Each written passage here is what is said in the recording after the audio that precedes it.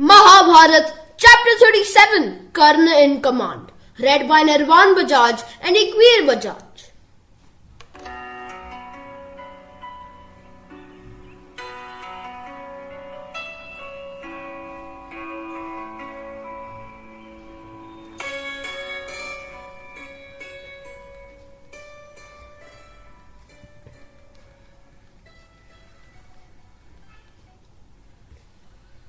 Mahabharata, Chapter 37, Karna in Command. Vaishampayan then continued. The fall of Drona was a great shock to the Kauravas. The death would come to him had seemed to them as remote a possibility as the oceans running dry or Mountain Meru turning upside down. In fear and panic, the Kaurava soldiers began to retreat. Even warriors like Karna, Shalya and Kripacharya fled from the battlefield. While some soldiers discarded their armor as they ran, others jumped onto their horses to get away faster. In the midst of the panic and the confusion, Ashwadhama advanced with his forces. Surprised to see the army on the run, he asked Duryodhana, "Why are they fleeing? Why do not you stop them?" "O king, has any lion-hearted warrior fallen? Is that why they are filled with fear? Tell me." Duryodhana could not bear to tell him. With hesitation, he asked Kripacharya to speak to Ashwadhama. "Gurudev, please tell him the news." In a pained voice, Kripacharya related the events to Ashwadhama. "And so, on confirming the news of your death from the righteous Yudhishthira, Drona laid down his weapons and Drishtadyumna seized the chance to kill him." Ashwadhama was livid with rage. "Now I know how these wretches killed my father after he had disarmed himself. It is an honor for one to be killed by fair means in war. But those who brought about my father's death through deceit and lies will surely die at my hands today. That I do swear. I possess the divine Narayana Astra. No one knows of its great prowess, not even Krishna, Bhim or Yudhishthira. With it, I will destroy all my enemies, and Drishtadyumna shall certainly not escape alive." Heartened by Ashwadhama's words, the Kaurava army returned to the battlefield to fight again. The tumult of conch shells and trumpets heralding and the approach of the Kauravas, infused with enthusiasm again, took the Pandavas by surprise. Yudhishthira asked Arjun, "Disheartened by Drona's death, the Kauravas had fled, but now they appear to be returning to fight. Who could be leading them back to battle? Whose lion roar do we hear?" Arjun responded, "Surely that is Ashwadhama's cry as he comes to avenge his father's death. Who can save Drishtadyumna today from the valorous Ashwadhama? You too are guilty, O king, for having deceived Drona with your one lie.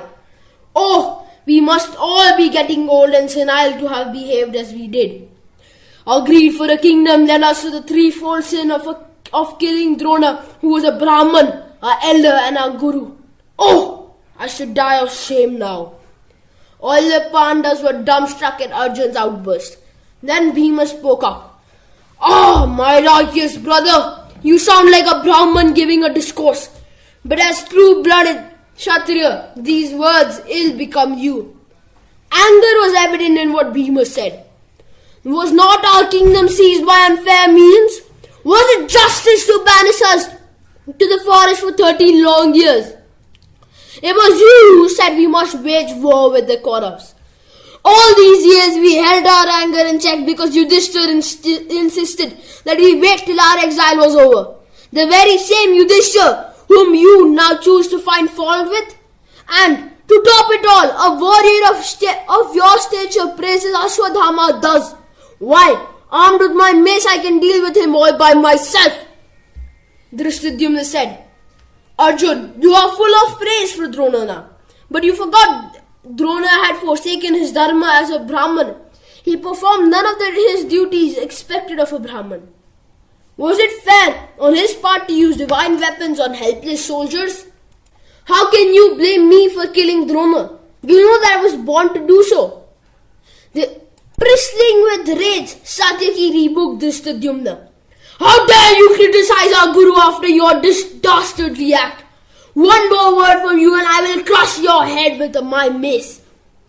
Dismissing Satyaki's threat with a laugh, Drishtadyumna said, Did you not commit no sin when you cut off the head of Bhuri Shrava? How are you qualified to speak about what is right and what is wrong? Prepare to fight the Kauravas. Do not invite death by arguing me. Satyaki pounced on Drishtadyumna. No more words now, I will just kill you. On Krishna's bidding, Bhima intervened. Sahadeva addressed the two heroes. Come, shed your anger and forgive each other. Krishna and Yudhishthira finally managed to pacify the two, and the Pandavas prepared to confront the enemy again. Like two colossal mountains in collision, the two armies charged towards each other. Just then, Ashwadhama, raged, invoked the Narayanastra.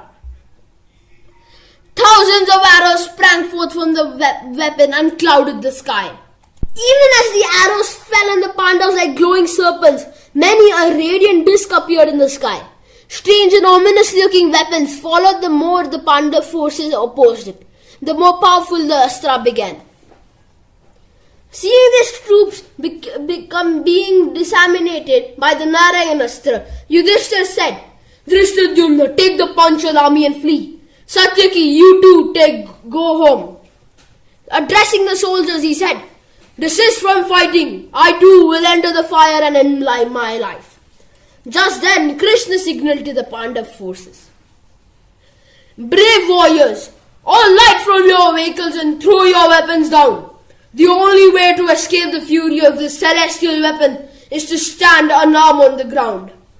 As the warriors dismounted, Krishna explained, The more you oppose it, the more powerful the Astra will become. You must instead bow before its might. Thus, directed by Krishna, the Pandav forces got ready to renounce the weapons and even the very thought of them. Bhima alone was defiant.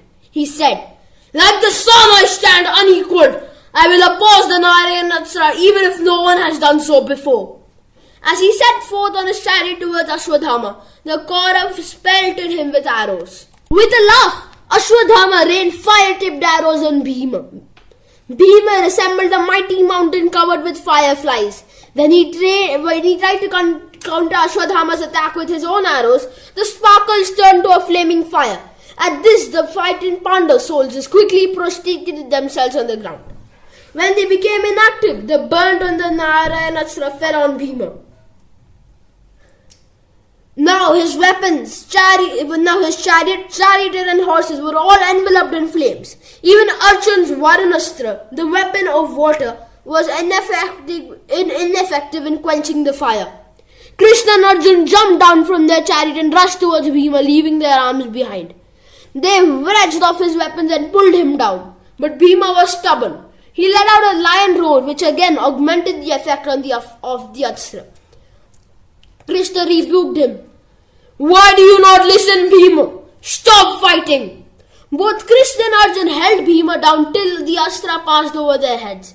The air cooled down and the soldiers and animals revived. As the Pandav forces prepared to resume the fight, Duryodhana told Ashwadhama, Come on! Send the weapon again! Hurry! Ashwadhama replied with a deep sigh. Alas, neither does this weapon return nor it can be invoked again. If I try to recall it, it will certainly destroy us. Had Krishna not disclosed the secret of quelling the Narayanastra, we would have destroyed all our enemies today. Duryodhana replied, Then use all those celestial weapons at your disposal.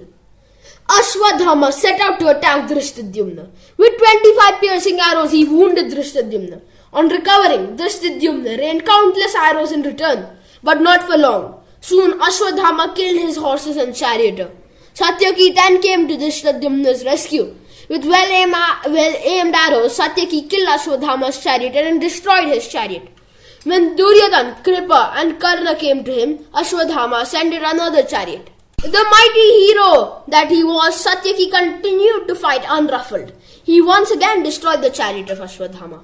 Laughing, Ashwadhama warned Satyaki, I know you have a soft corner for Drishtadyumna, but today neither of you will escape me. Seeing Satyaki being thus tormented, 5 mighty Pandav warriors came to his aid. Bhima and Ashwadhama were soon engaged in a well-matched battle.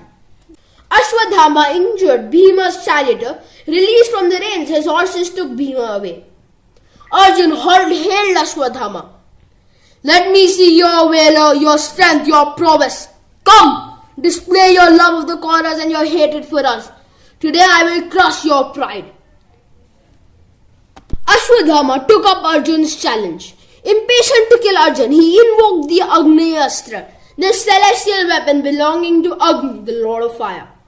No sooner had the celestial weapon been released than the sky rained down fire arrows and meteors and flames of fire onto the battlefield, which was suddenly plunged into darkness.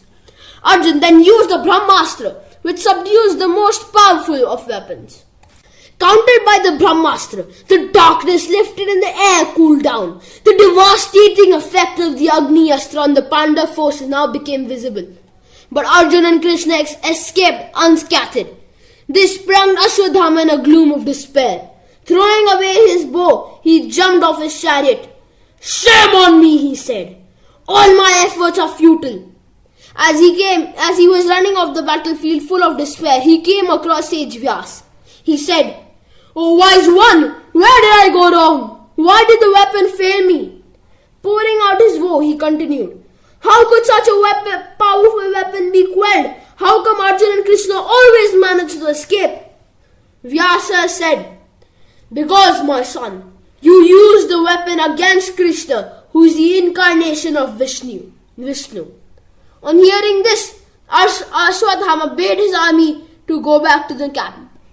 Duryodhana, Ashwadhama, Karna and others spent the night in discussing the strategy to be adopted the next day.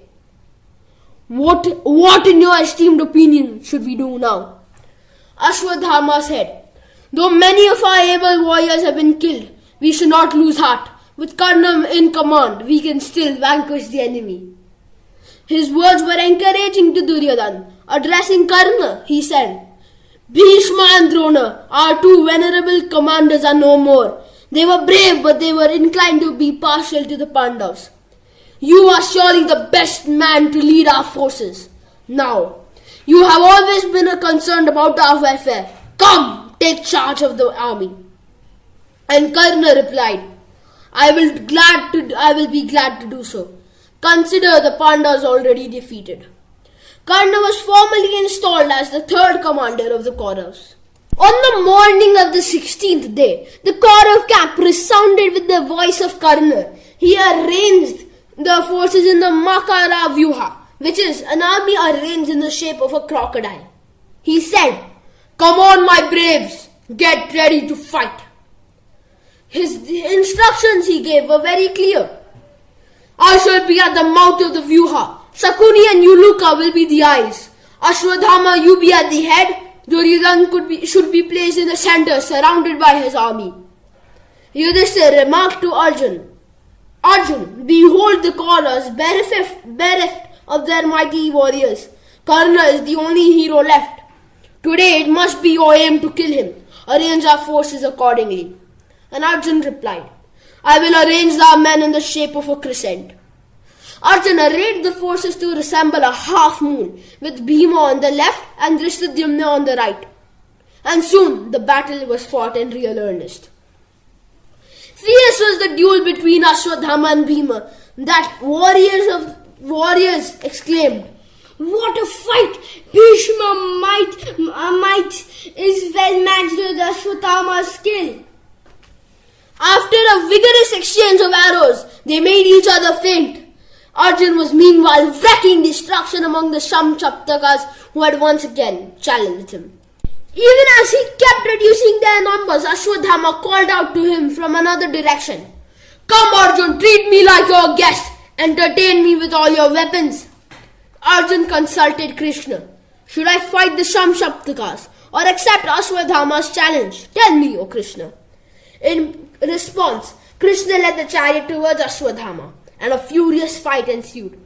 Seeing Ashwadhama gaining an edge over Arjun, Krishna said, "What has come over you? Have you lost your hold on your Gandiva?"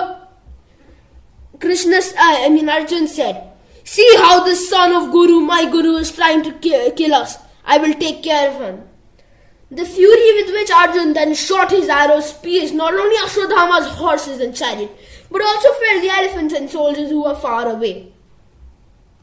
Grievously injured, Ashwadhama's horses fled the field, carrying the chariot away with them. As he was led away from the field, Ashwadhama reflected, Krishna and Arjun are bound to be victorious. I will not confront Arjun again. Let me instead join Karna's forces. Karna was busy confronting Nakul's onslaught. Nakul said, O Karna, the gods are pleased with me today. How I long to kill you, the root cause of all this animosity. And Karna said, Brave men do not talk, they act. Let me put your pride in its place. Karna acted out its threat and unable to contain his attack, Nakul tried to escape. Karna laughed and said, Do you realize you were boasting in vain? Run away now. By noon, while Karna circled the battlefield, causing havoc and destruction, several duels were fought. Yuyutsu fought Uluka. Kripa confronted Dhishtadyumna to avenge the death of Drona. And Kritavarma's arrows pierced Shikhandi's armor, and as he fainted, he held on to his flagpost. Arjun was in his element to destroying the Shamshaktakas who had escaped his fury earlier. Duryodhana's confrontation with Yudhishthir was in keeping with a brave king, but not for long. With 4 well-aimed arrows, Yudhishthir killed Drona's 4 horses. With the 5th arrow, he beheaded the chariot, and with the 6th, the banner. With the 7th, he broke Duryodhana's bow, and with the 8th, he severed the sword from Duryodhana's hand. Seeing his plight, Karna, Ashwadhama and Kripa rushed to his aid. Soon the fight became general. So swiftly did Arjun shoot his arrows that the sky as well as the 8 directions seemed to be filled with the arrows released by his Gandiva. He seemed to be dancing in his chariot. After inflicting defeat on Duryodhana, Ashwadhama and Kritavarma, Arjun turned to Karna. When Karna's sharp arrows found their mark and wounded both Arjun and Krishna, the Pandav warriors gathered to attack him.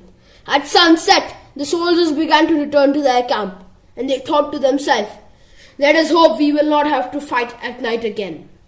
When the Kaurav warriors gathered to discuss their strategy for the next day, Karna declared, Arjun is careful, clever and determined. Today we fell prey to his tactics, but tomorrow I shall surely meet his challenge. And Duryodhana said, So be it. Come, let us all get some rest now. On the dawn of the 17th day of the battle, Karna came to Duryodhana. He said, Today I am determined to face Arjun in a duel. I will kill or be killed. Like Arjun, I too have access to celestial weapons. In strength, swiftness and reach, I can surpass Arjun. My bow Vijaya is even better than the famed Gandiva of Arjun. Yet, there are some points in which I cannot equal him. He has 2 inexhaustible celestial quivers, and what is more, he has Krishna as his charioteer. If only Shalya could drive my chariot. Duryodhana replied, As you wish. I will ensure that you do not run out of weapons or chariots. I will try to convince Shalya also. When Duryodhana requested Shalya to act as Karna's charioteer, he was livid with rage. How can you insult a Kshatriya like me by asking to do such a servile work? I will go back to my kingdom today. Duryodhana replied, But Shalya, I do not mean to insult you at all. I consider you to even be superior to Krishna in your ability to handle horses. Shalya relented and agreed to be the charioteer to Karna, on condition that there would be no restriction on what he could say. Resplendent like the sun and fire on a mighty cloud sat Karna and Shalya on the chariot. Addressing Karna, Duryodhana said, O Karna, the task that the great Bhishma and Drona could not fulfill is yours today. Go forth and annihilate the enemies. Karna said to Shalya, Lead me to the Pandavas. I will kill all 5 of them today. Shalya had consented to the task on condition that he would be free to speak his mind. So he said, Wait till you hear the twang of the Gandiva. till you see Bhima overpowering elephant armies, till you witness the swift arrows of Yudhishthira, Nakul and Sahadev.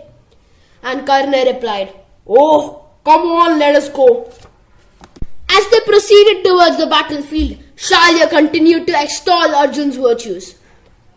"Like the sun and the moon are Krishna and Arjun, you are a fearful eye in comparison." Karna got angry. He said, "I promise to allow you to speak freely, otherwise." But when they continued to exchange insults, Duryodhana intervened. "Karna, please stop arguing.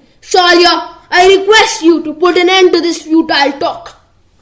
Seeing the complex formation of the Kauravas, Yudhishthira asked Arjun to array their forces in a suitable formation. He said, "Arjun, you attack Karna. Bhima will confront Duryodhana. Nakul will face Vrishashen, the son of Karna.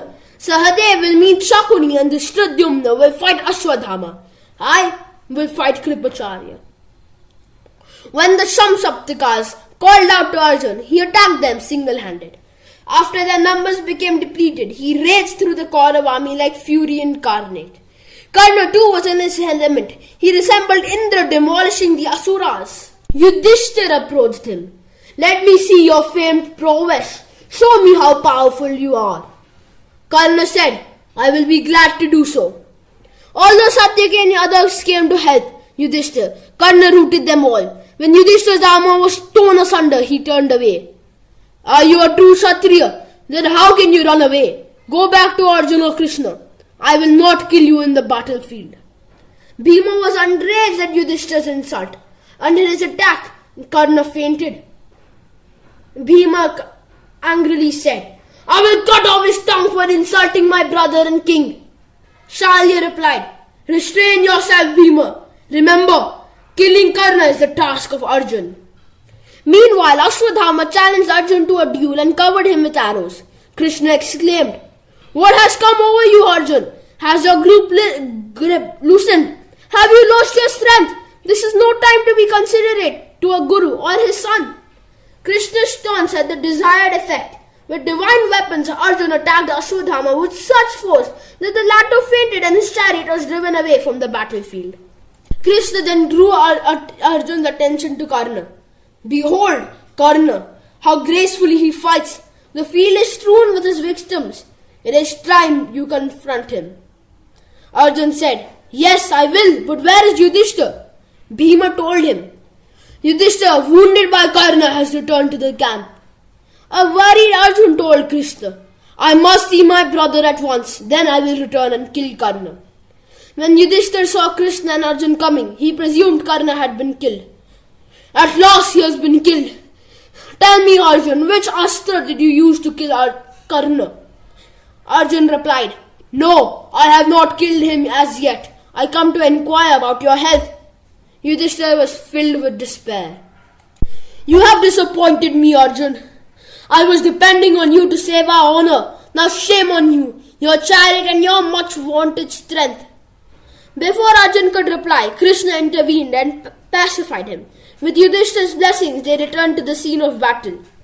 Krishna told Arjun, "Remember, Arjun, Karna is not an easy adversary. He is a matchless archer. You alone can kill him." Arjun replied, "With you as my protector and my lord, my victory is ensured, Krishna."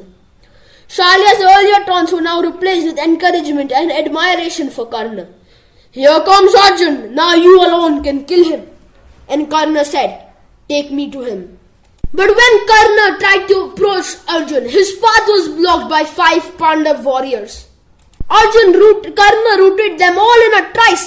In the general fight that ensued, Bhima encountered Dushasan and he screamed, "Come, Dushasan! I have waited long to fight with you. I have an account to settle." And Dushasan replied, "I do remember a lot." When his bow was broken, Bhima took up a huge mace. He said, "I remember how you held Draupadi's hair with your sinful hands." And Dushasan replied, "I also remember how Shakuni wanted to enslave her along with all of you." After he knocked Dushasan off his chariot, Bhima let out a roar. "You remember to you! Then you will remember how I had vowed to drink your blood." Bhima turned to Duryodhana and said, "I have your brother at my mercy. Try and save him now." Bhima cut off Dushasan's right hand, ripped open his chest, and tasted his blood. Karna was grief-stricken. Shalya counseled him, "Do not lose heart, O Karna. You are Duryodhana's only hope now. Let us go to Arjun." Karna's son, Vrishashen, was tormenting Nakul. Bhima called to Arjun for help, and Arjun replied, "I will kill Karna's son in front of him." Arjun's sharp arrows found their mark. Karna saw his son being killed.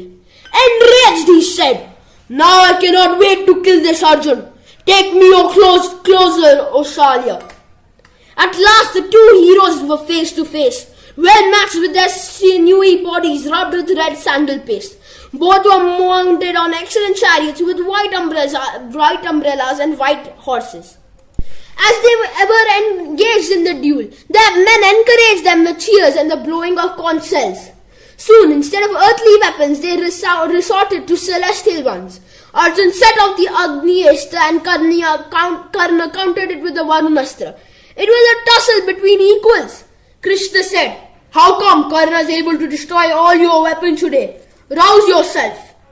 And Arjun thought to himself, "I will use the Brahmastra now."